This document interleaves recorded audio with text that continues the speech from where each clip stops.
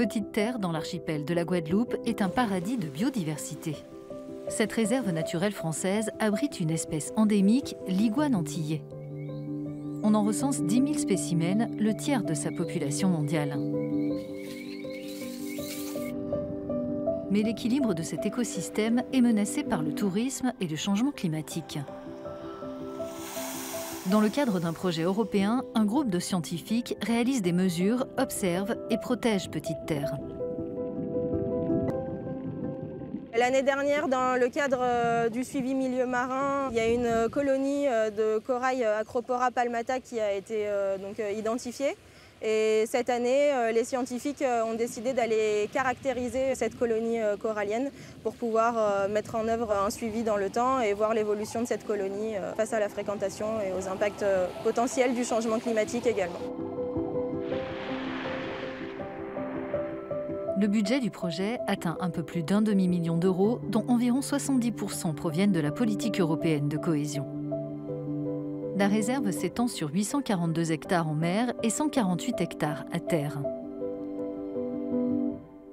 165 espèces d'oiseaux sont recensées à Petite Terre. L'ornithologue Anthony Lévesque les étudie depuis 23 ans.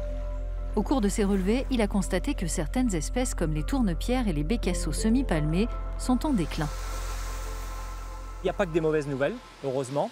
L'exemple des petites sternes, non seulement on a pu augmenter ou au moins stabiliser le nombre de couples qui s'installent tous les ans pour se reproduire, mais surtout, grâce à l'installation des plateformes, là, on a des dizaines et des dizaines et des dizaines de poussins qui arrivent à l'envol tous les ans.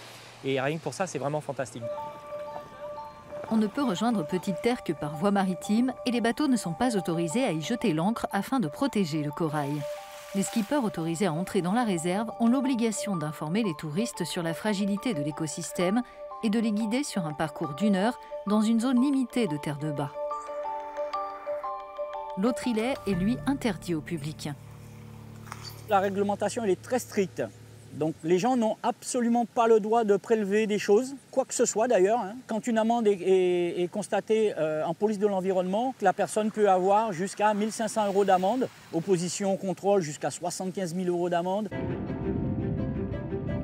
Petite Terre invite ceux qui la visitent à se montrer respectueux et humbles face à la nature.